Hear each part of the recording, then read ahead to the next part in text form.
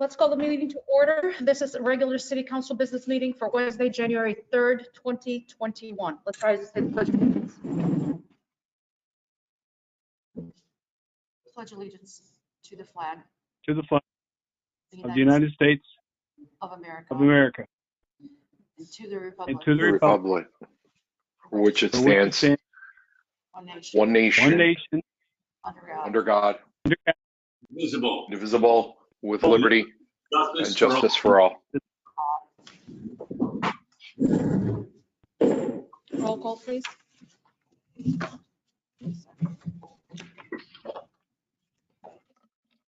Councilman Scaringi, Present. Councilwoman Riley, Present. Councilwoman Friedman, Present. Councilman Burns, Present. Councilman Strawn, Councilman Scanlon, present. President Rossinetti. That is 6 here, 1 absent, Strawn, and he should be joining us shortly. Okay, so next we have approval of the minutes. Councilman Scaringi. Thank you, Madam President. I'd like to make a motion to approve the minutes from the January 20th, 2021 business meeting and January 21 special business meeting. Second. All in favor? Well, Aye. questions or comments? Wait, questions or comments? Question or comments? Yes, I'd On like the to make an agenda? amendment So this, on the minutes. do you have comments? Go ahead. Yes, there's an error. It does say that Councilwoman Friedman pulled the legislation, and actually that was me for the legislation regarding the Finn Institute. I'd like to have that amended. Okay. We will amend that. Madam President, I'll make a motion. I'll withdraw my original motion and make a motion for the meeting minutes of those two meetings to be approved as amended. I'll Second. second. Thank you.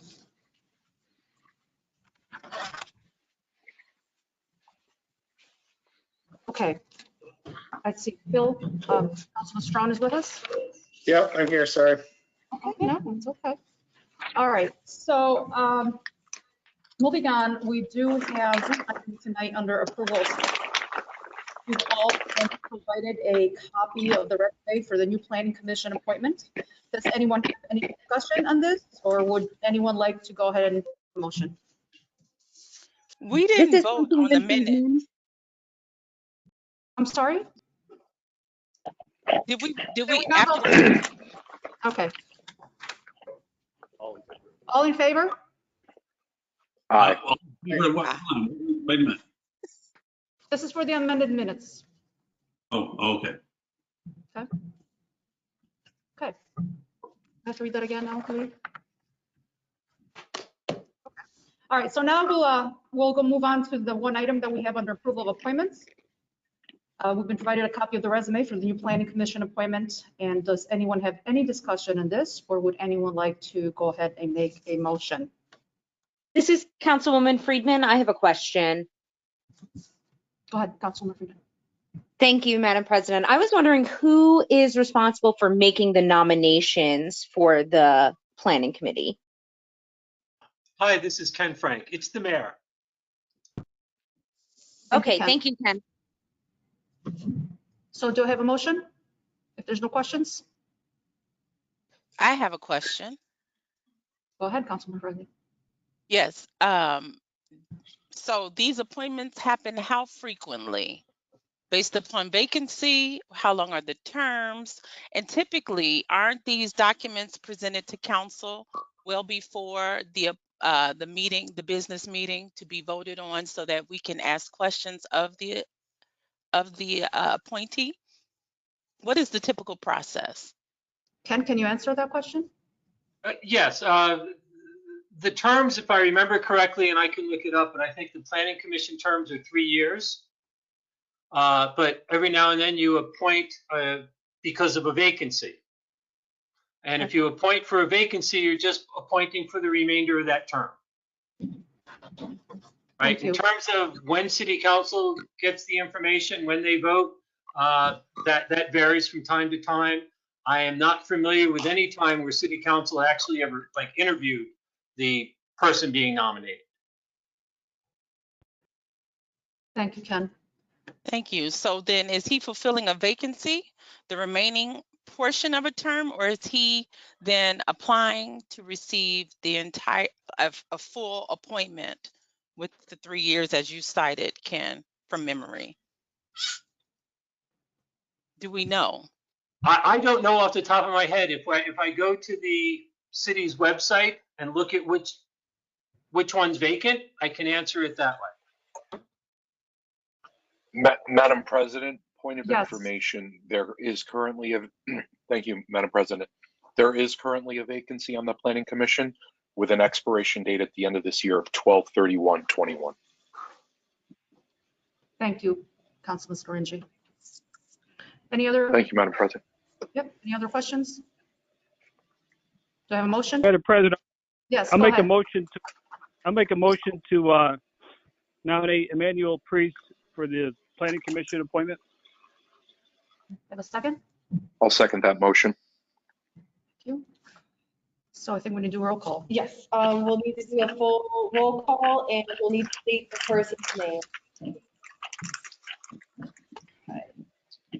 Councilman Scaringi, Emmanuel Priest. Councilwoman Riley, And we're supposed to cite the name yes, that's or correct. yay? The full name. Emmanuel Priest. Councilwoman Friedman, Emmanuel Priest.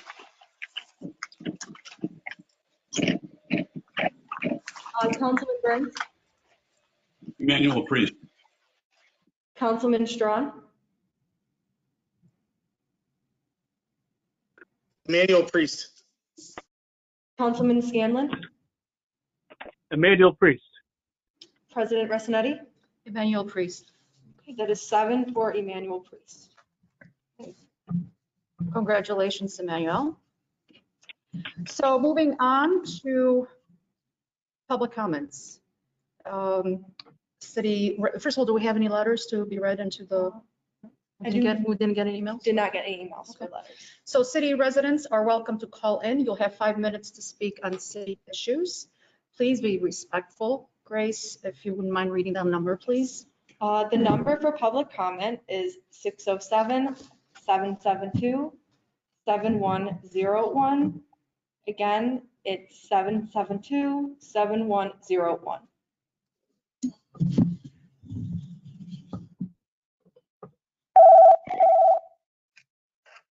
Hi, you're calling for public comment?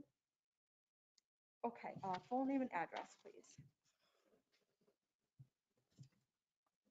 Okay, give me 1 second. I'm gonna put you on speaker. This is John Solak. His address is Lathrop Ave. You may begin. Hello, Planning Commission. You were, yes, Angela wanted to see his resume. His resume is that he's a political operative who worked for Tom Libas for many years and currently works for Fred Akshar.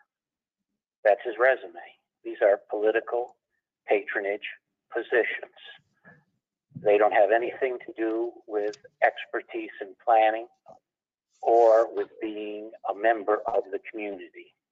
I have another guy. He was with the Republican Party. He works for Joe Mahalka. Chris, he's on the Planning Commission. So these are crass political appointees.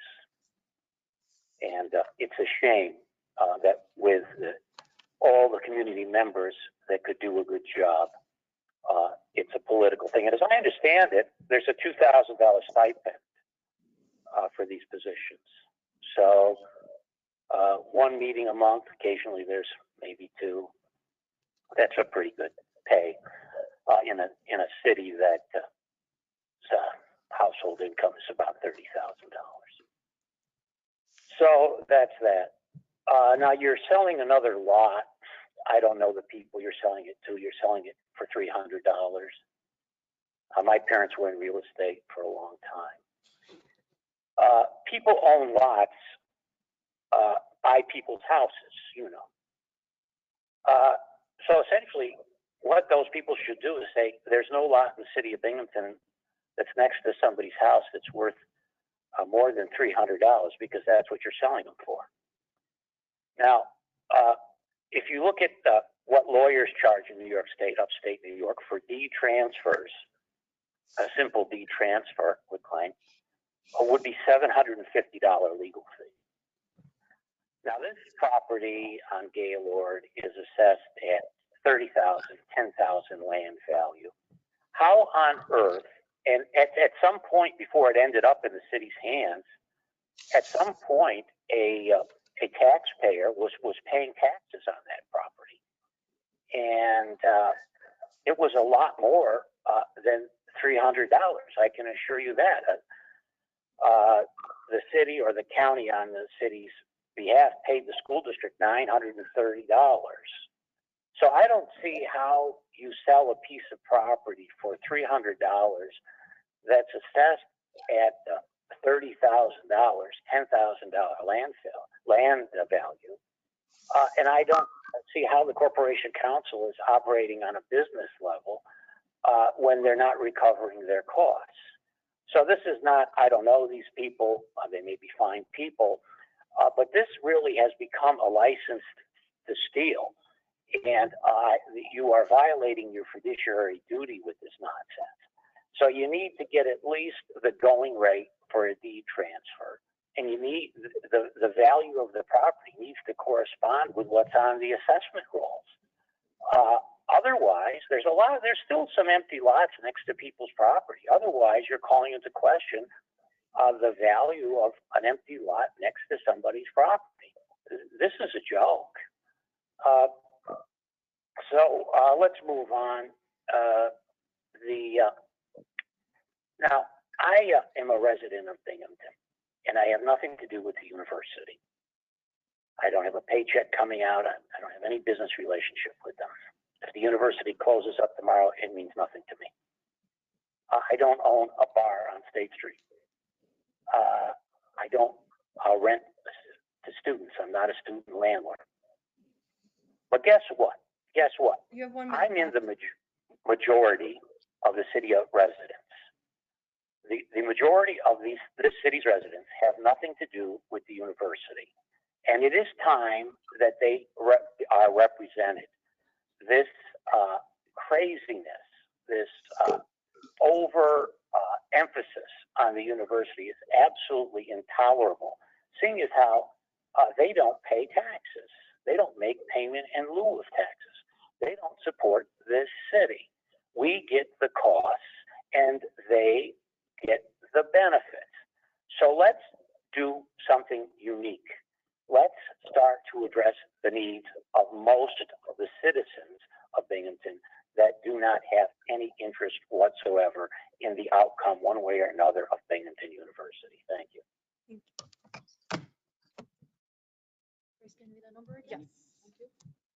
The number to call is 772-7101. Hi, you're calling for public comment? Okay, please state your full name and address.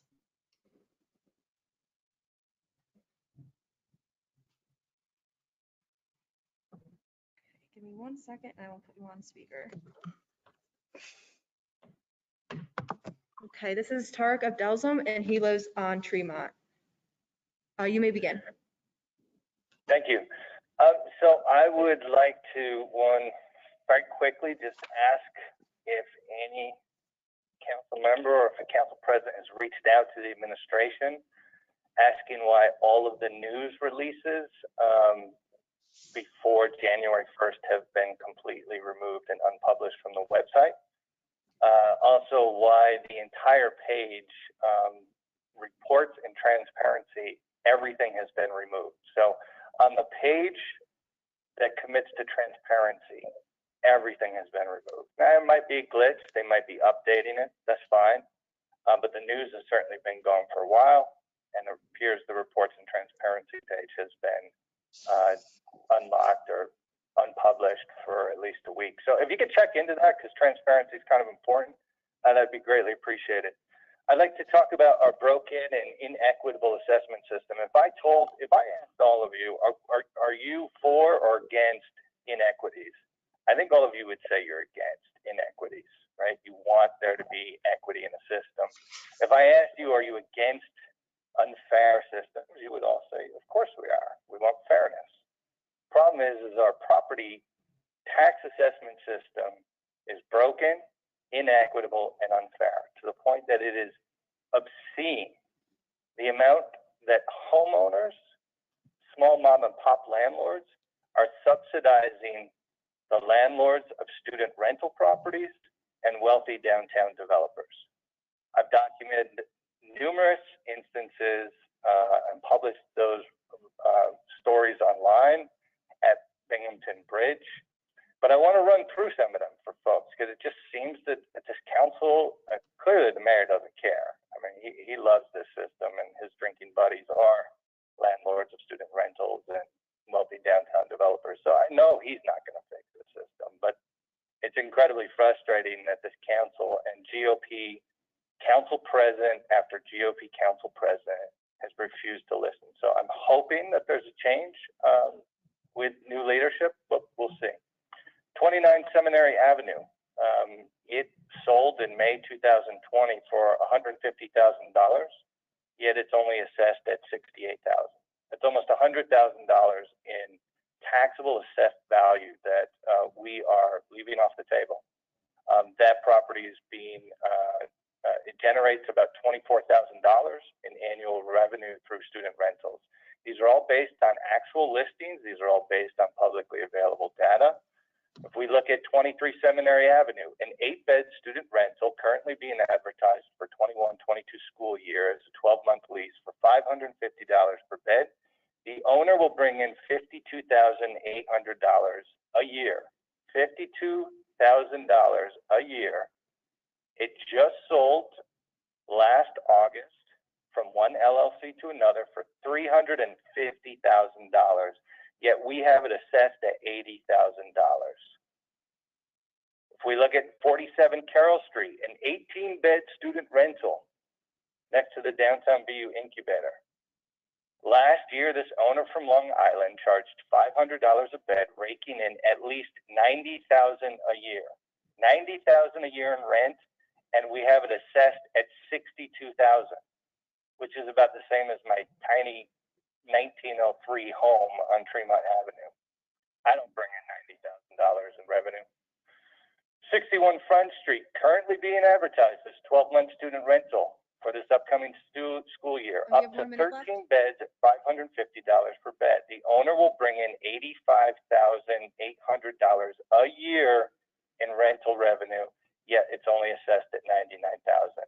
I could go on and on. There are plenty of examples. 95 Murray Street. This rental property generates at least $72,000 in annual revenue, was recently sold for $490,000 in June. $500,000. We have it assessed at $127,000.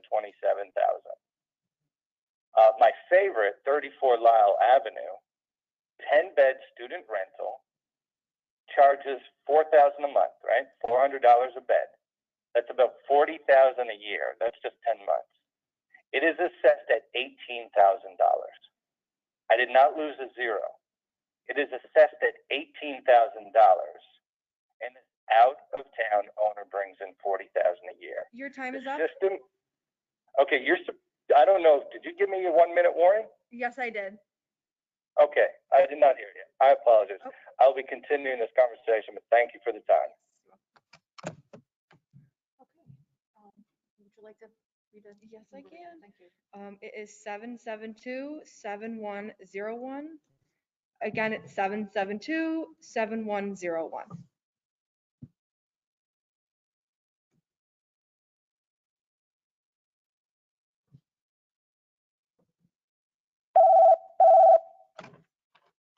Hi, you're calling for public comment?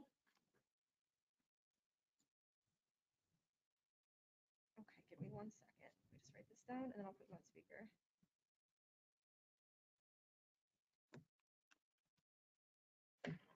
Okay, this is Dan Livingston. He lives on Park Street in Binghamton. You may begin.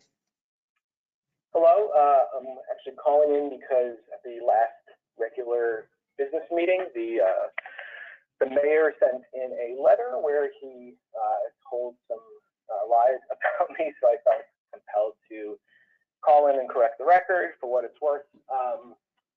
He said that I posted some meme on the Binghamton or the Broome County Democratic Facebook page. I just wanted to correct the record. I am not now, nor have I been an admin or have the ability to post things on that page.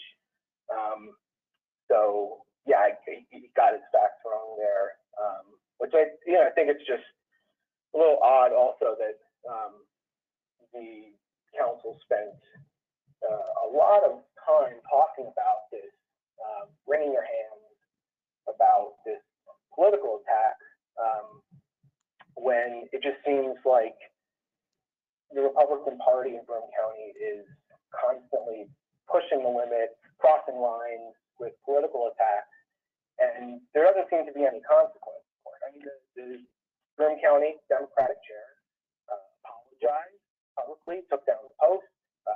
There was a consequence, a reaction. The Broome County Republican chair, on the other hand, regularly levels some pretty crazy attacks, including in 2019, the election cycle that ushered in this current city council. The Broome County Republican chair doxed a campaign worker in a mailer, and doxing is it's considered harassment.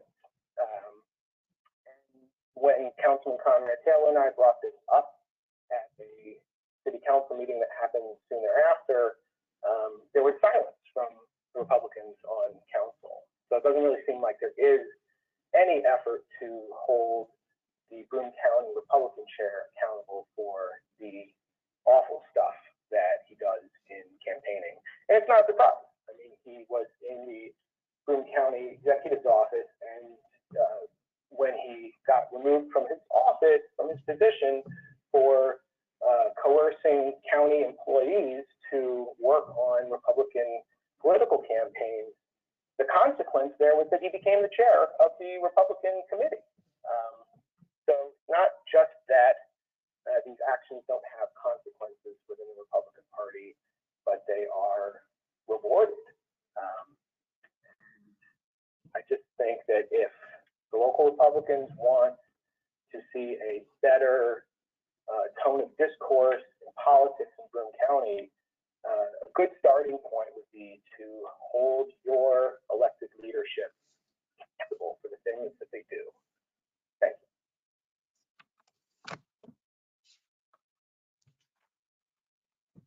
Okay. Again, the number to call is 772-7101, 772-7101.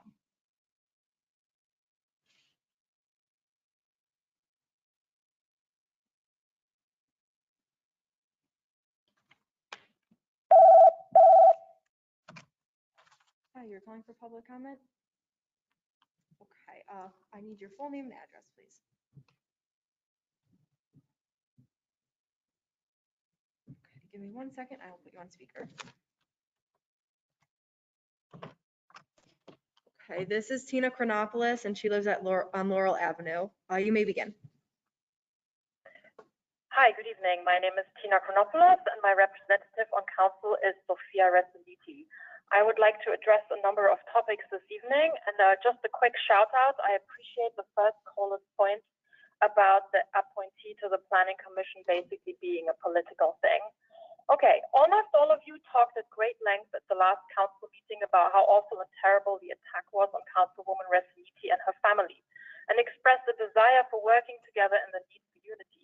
Yet at the same time, some of you continue to throw your colleagues on city council under the bus for asking too many questions or being curious about certain pieces of legislation. If you only brought half the energy to your regular work that you displayed in your outrage, I can't imagine what we could get done in the city. Also, I'm in a reading group with somebody who was canvassing for Councilwoman Riley in 2019. This person recently showed me a flyer that was distributed by hand in the 3rd District, in which they were labeled as a criminal.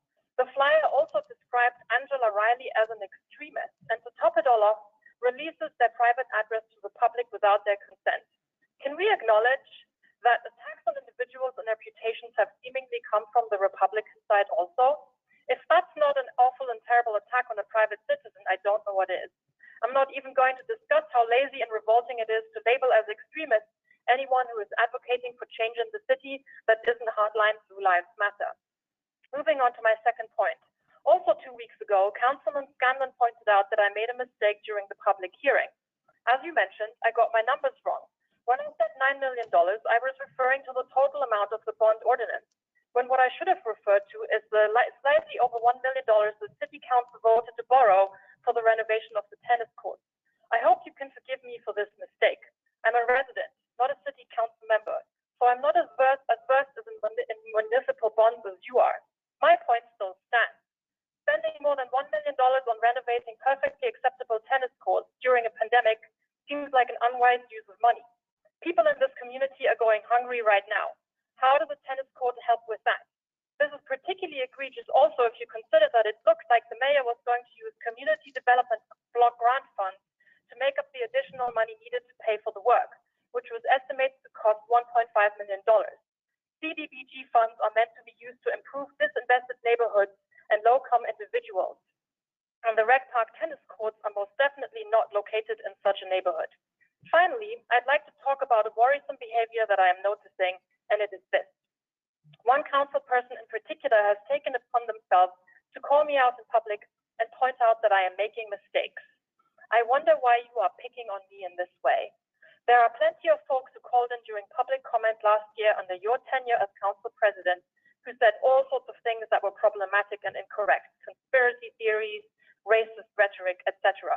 Not once did you pick them out by name and say that they don't know what they are talking about. So, as always, since I cannot know what is motivating you, I am drawing my conclusions based on what I know. Could it be that you have a problem with me trying to hold you and your colleagues on council accountable by pointing out some of the things that you do that fly in the face of proper procedure? Perhaps some of your colleagues on council are not aware that I have been submitting FOIL requests to the city for records it maintains that relate to Councilman Scanlon's work on this council. Could it be that you are annoyed that I have put in these FOIL requests? If one looks at it from a specific angle, one might say that you are harassing me, that you are trying to intimidate me, and even perhaps retaliating against me, a member of the public, a resident of the city who is trying to participate in the democratic process. Until the Freedom of Information law is repealed, I will continue to put in requests. You have 1 minute left. If you don't like it, you have the option of lobbying the state of New York and your lawmakers to repeal the Freedom of Information law. Your singling me out in this way sure isn't a good look for you, especially since it's now on record for everyone to see and hear how an elected council person is basically harassing a member, a city resident. I would like you to know that your remarks will not deter me from participating in public comment and holding you and your colleagues accountable. Thank you. Read that number again? Yes. The number again is 772-7101, 772-7101.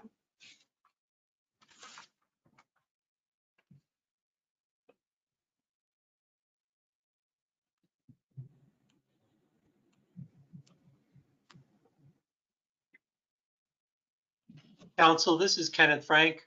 I just want to let everybody know that the stipend for planning commission members is $400, and that's pursuant to the code. Thank you, Ken. Can you read that number one more time? Yes. Again, it's 772-7101, 772-7101.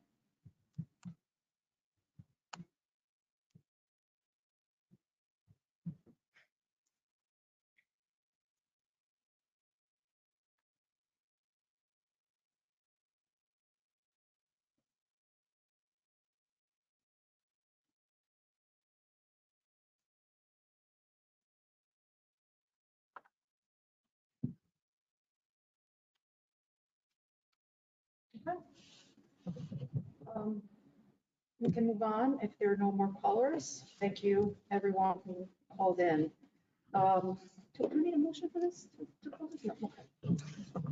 Okay.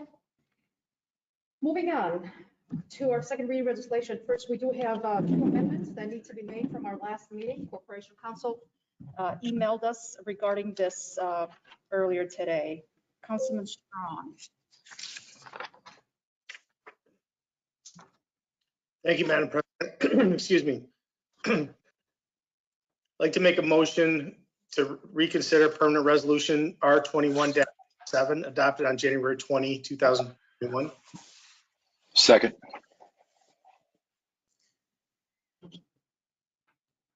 Okay, then we need a voice vote. Madam President, I have a comment or a question on this.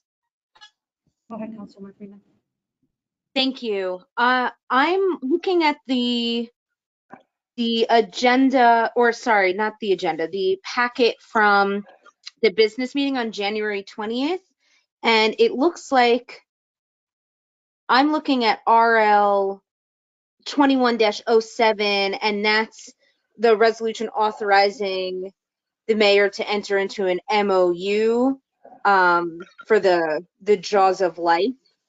Should this be RL 2106? No, so how it works, it has an RL number, an introductory number. The intro number is in that packet that you're looking at, and then after that, we assign it a permanent resolution number. What is the intro number? Yeah, and this is the permanent resolution number that we use to make a correction. It's also located on our website. This is Councilwoman Riley. Go ahead, Councilwoman. Yes. So the 2 things. One, we received this amendment today, so we have a lot of questions. We did receive an update, and I'm sure you can't hear me because someone's mic is over talking me. I can't see who's not muted. But again, we did not receive some of the things we have questions for. So now, what is this amendment? Why are we amending it?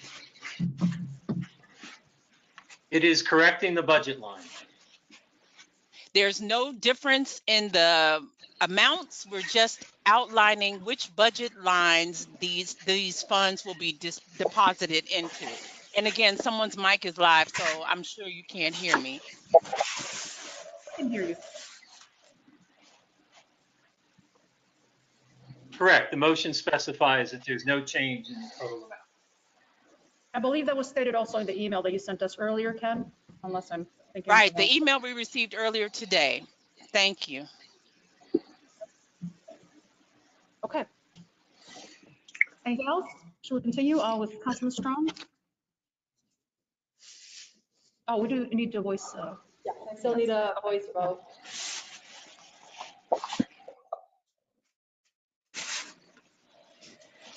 So we're still doing the voice vote for reconsideration, correct? We're doing a voice vote. All in favor? Aye. Aye.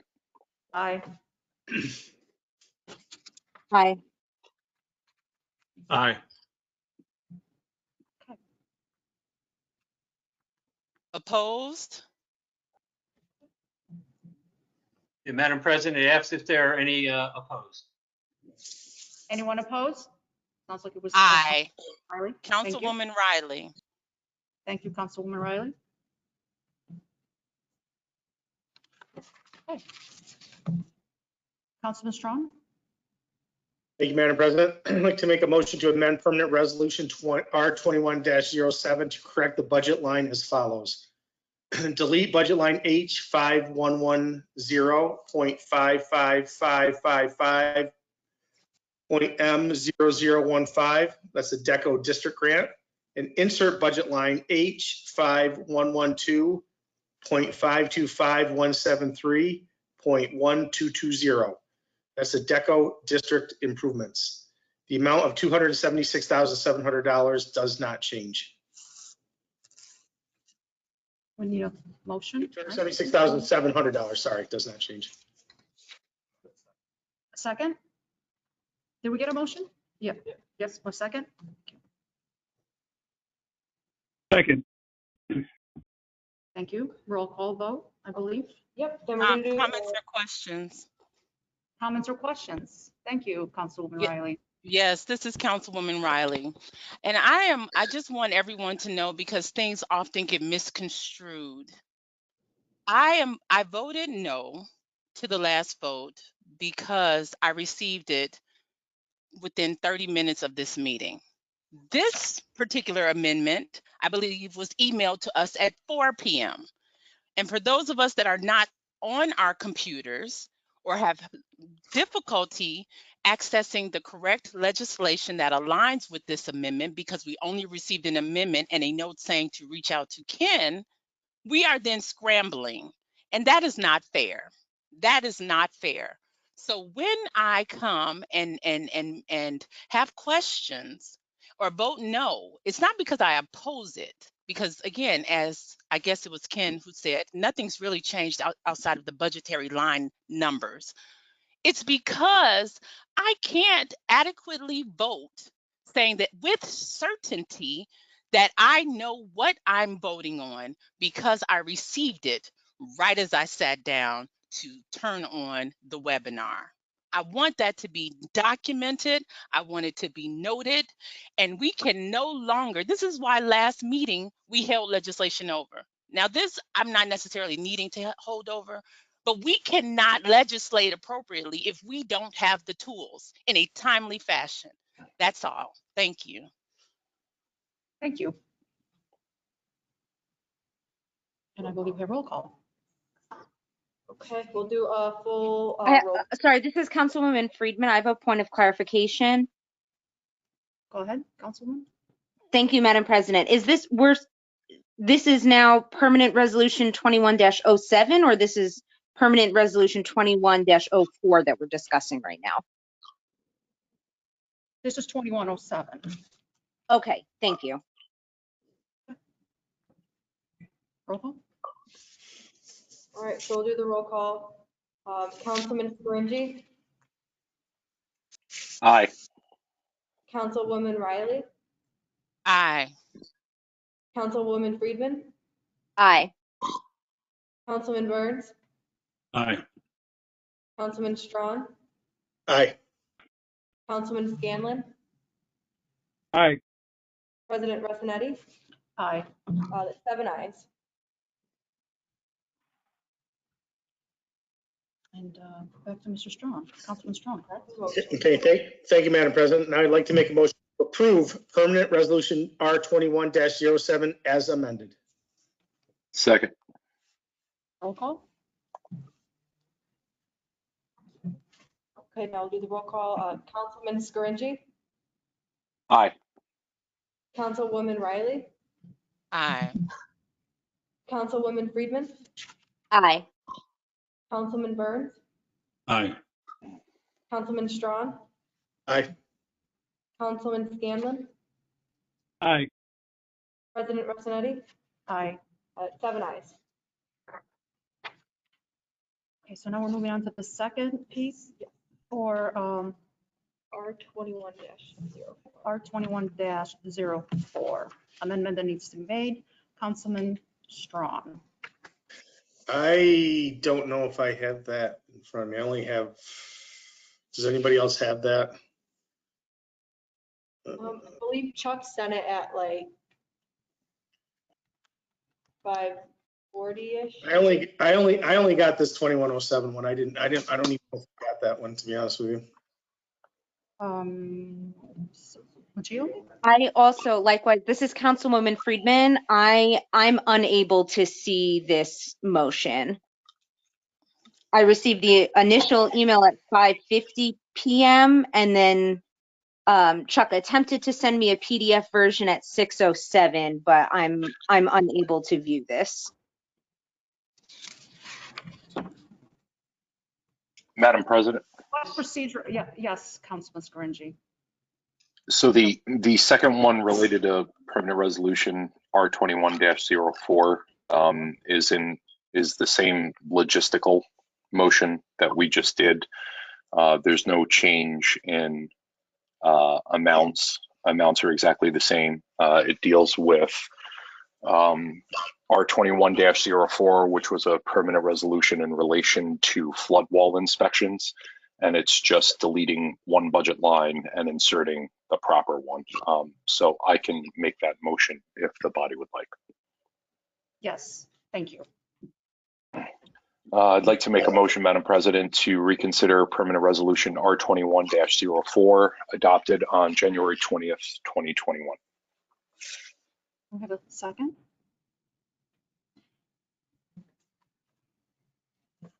Second. Did I hear a second? I'm not sure if I did or not. Okay. Yeah, Councilman Scanlon. This Councilman Scanlon, second. Thank you. We have a voice vote. Questions or comments? Yes, this is Councilwoman Friedman. Go ahead.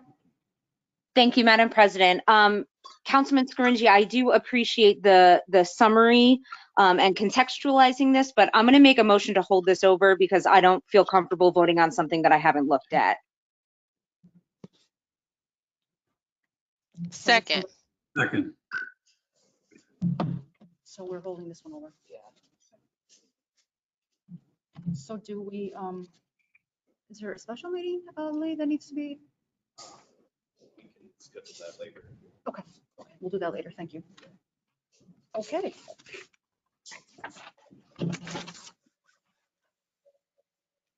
So I guess now we are moving on to our preferred agenda.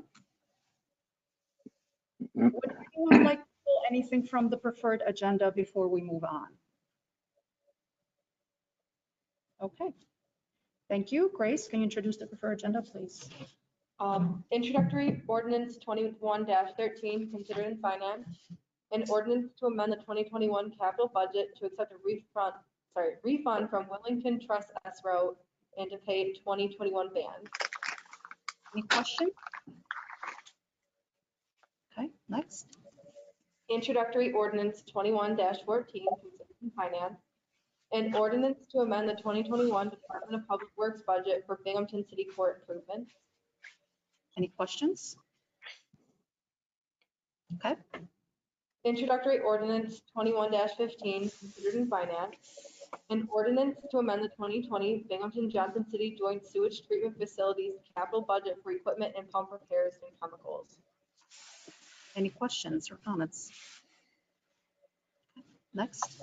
Introductory ordinance 21-17, considered in finance.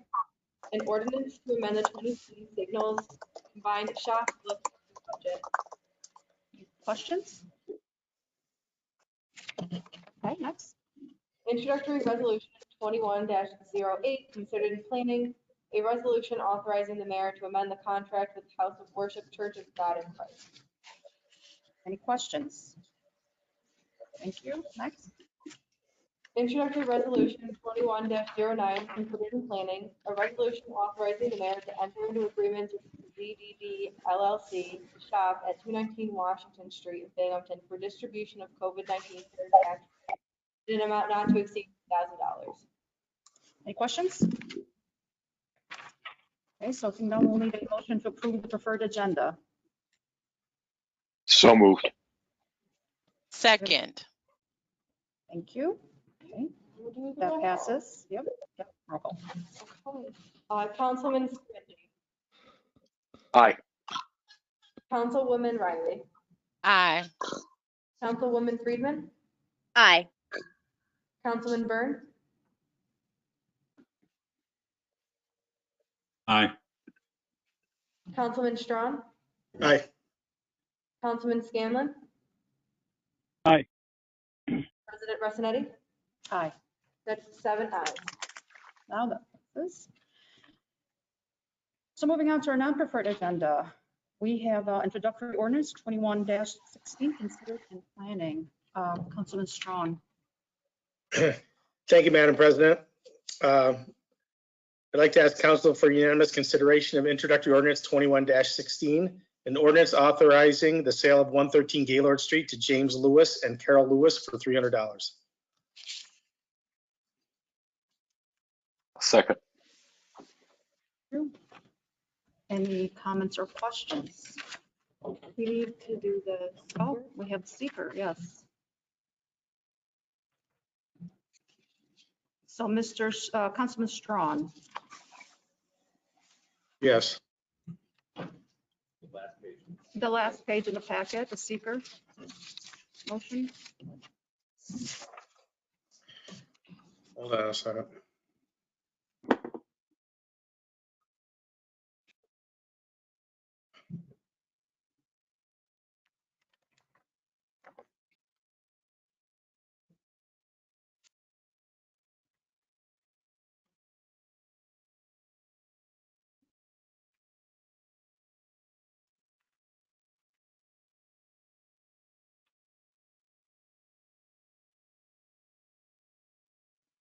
Madam President, Yes, Councilman Strawn, Hanlon. I don't have I don't have the seeker on my agenda. Did I get an early agenda or something? It should be the last page of the packet sent out to you. I have it now. Would you like me to go ahead? Yes, please. Okay, thank you. There are three motions under seeker. First motion A, motion to declare city council as lead agency under seeker. Second. We need a voice vote. All in favor? Aye. Aye. Aye. Aye. Anyone opposed? Okay.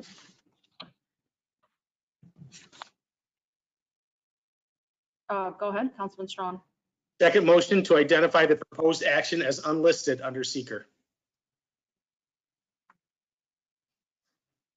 We need a second. Second. Voice vote, all in favor? Aye. Aye. Aye. Aye. Anyone opposed? Okay. Third motion is to issue, I'm sorry, thank you. Third motion is to issue a negative declaration under seeker for the following reasons. This is a vacant lot in a residential area. The purchaser owns the adjoining property at 109 and 111 Gaylord Street. The proposed use is green space for the adjacent property. The transfer will preserve green space and provide for future maintenance. Second. Roll call vote, correct? Councilman Scaringi, Aye. Councilwoman Riley, Aye. Councilwoman Friedman, Aye. Councilman Burns, Aye. Councilman Strawn, Aye. Councilman Scanlon, Aye. President Rossanetti. Aye. That's 7 ayes. Okay, now I would, for the finality of this, like to make ask council for unanimous consideration of introductory ordinance 21-16, an ordinance authorizing the sale of 113 Gaylord Street to James Lewis and Carol Lewis for $300. Second. Are there any comments or questions? Okay, Call the question, Madam President. motion has been called. Councilman Scaringi, Aye. Councilwoman Riley, Aye. Councilwoman Friedman, Aye. Councilman Burns, Aye. Councilman Strawn, Aye. Councilman Scanlon, Aye. President Rossanetti. Aye. That's 7 ayes. Thank you. And looks like we're on communications. Okay, so moving on to communication from council members. I think tonight we start with District 4, Councilwoman Friedman. Thank you, Madam President. I don't really have anything to report. Excuse me. I apologize. I don't really have anything to report. I would like to echo Councilwoman Riley's sentiments that she mentioned earlier that, we're all here to do our due diligence as city council members and as representatives of our districts. And in order to do that, we want to be as educated as possible, and have enough time to do the requisite research for what we are voting on. So a lot of times, things that we do during meetings that maybe seem like they're sort of pointless or obstructionist are really us trying to do the right thing and be, the most educated, well researched representatives for our community, because we do owe it to our constituents to make sure that we're duly representing them and doing what we are paid to do. So in that sense, I just want to emphasize for people who are maybe listening into the meetings who think maybe, okay, why is this being held over if it's just a simple piece of legislation or whatever, we don't want to set the precedent of just having things rushed on our desk and so they can be rubber stamped. That's not the kind of council representative that I want to be. So there is a reason for all of that. I just wanted to echo the sentiments that Councilwoman Riley said before. I think that is it. Thank you. Thank you. Moving on to Councilman Thorne.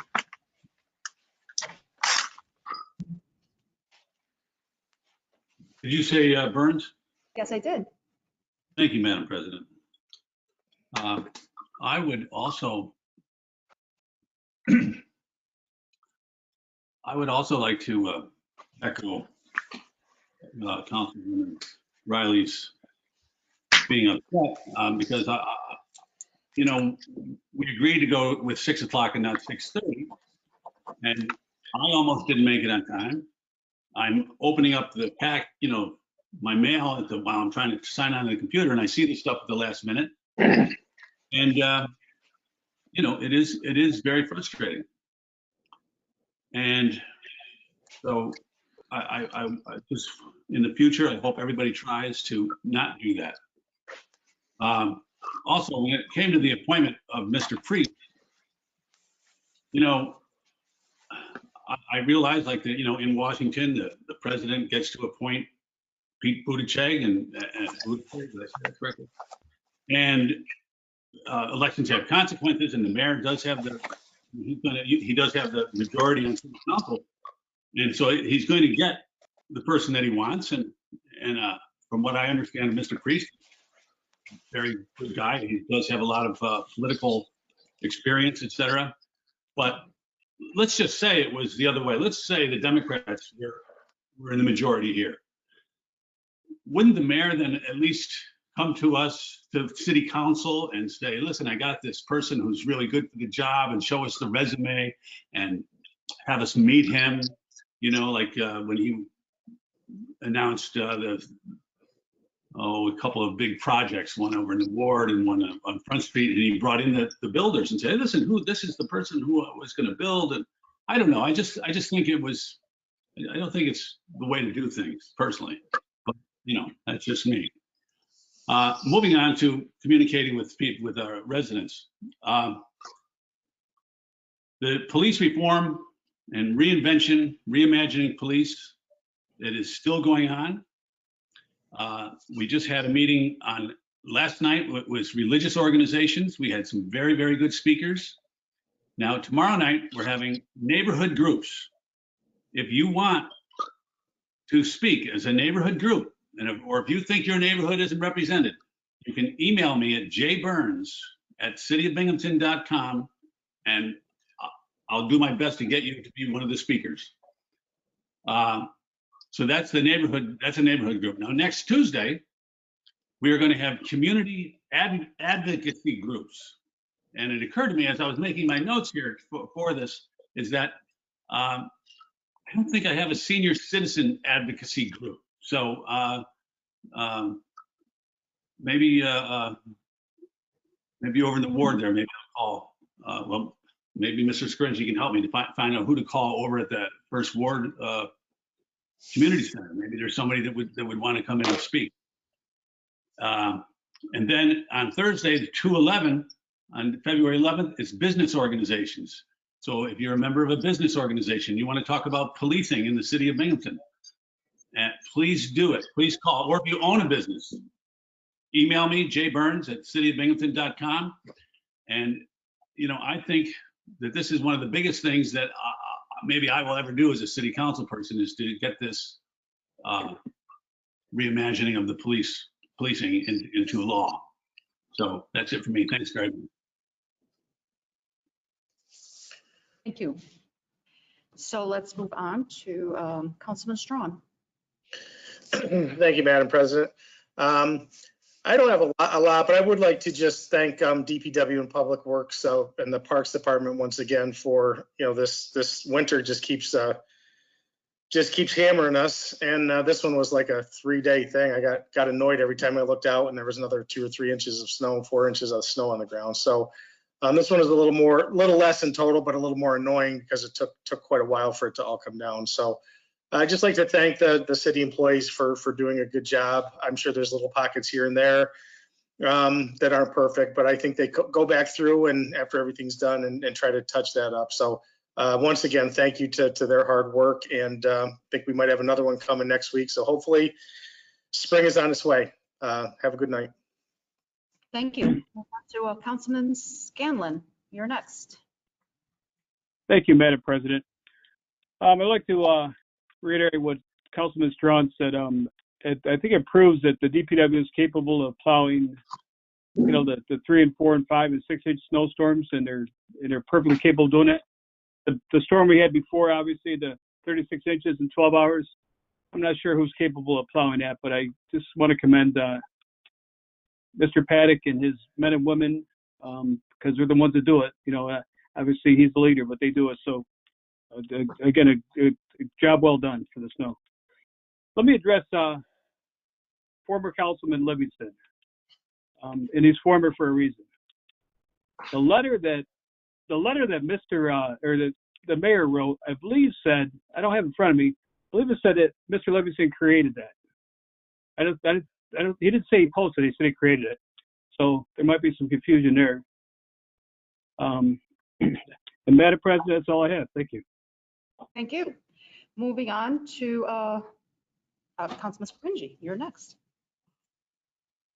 Thank you, Madam President. I just want to echo the sentiment of some fellow council members before. I really just want to thank DPW and the Parks Department. They did a phenomenal job. This snowstorm was pretty bellowing. I'm pretty sure most of us and a lot of our constituents know that over the last couple of days we've been doing our driveways more than once per day.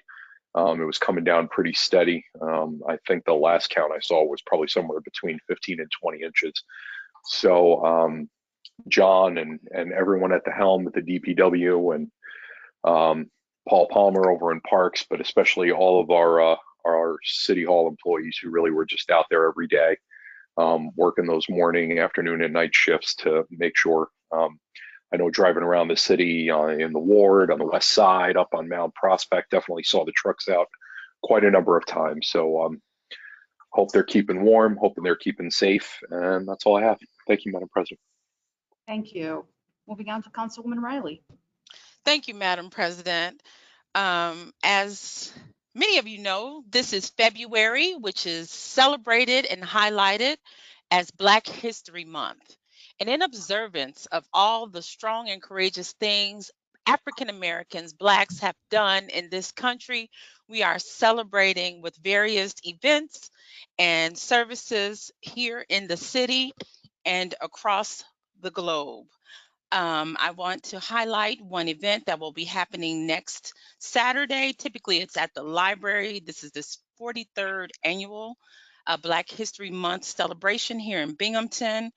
It will be online on the 13th from 2:30 to 5:30. I also want to highlight that there is an initiative with Broome County and the state of New York to ensure that our seniors, particularly those that are minority, underrepresented, or minoritized, are given the opportunity to obtain the COVID-19 vaccine. If you have any questions or if you know someone that may be eligible because they fall into that demographic, please have them call 211.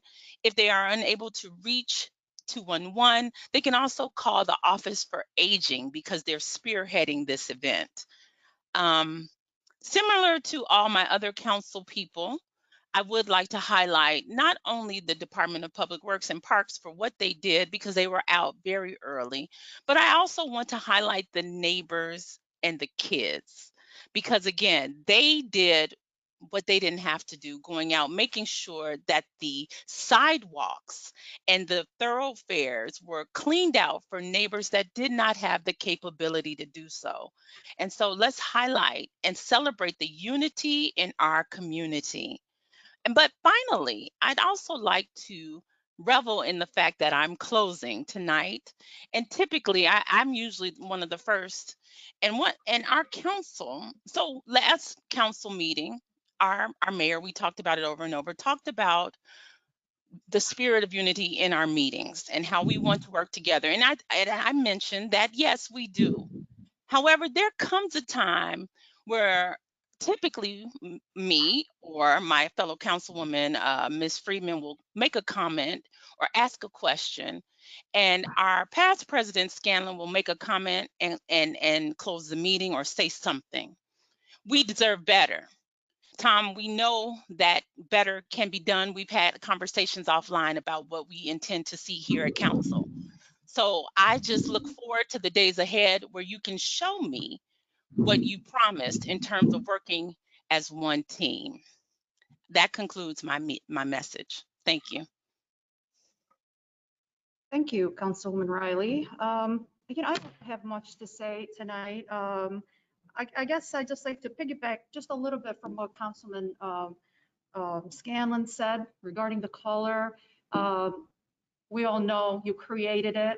We know who posted it, and we know the leaders of the Democratic Party approved it. And if you have any questions about that, or you'd like the community to know more about it, I'd be happy to take that lead so we can have those discussions. Regarding the spirit of unity, I wholeheartedly hear everybody's concerns and suggestions and desire to work together. I'm all about that. I've always been.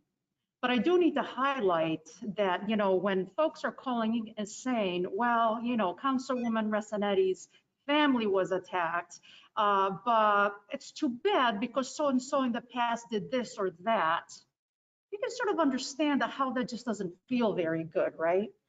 Councilwoman Resanetti does not go after people and their families. Like I've stated before, I'll let your records do that, okay? So I'm embracing the spirit of unity.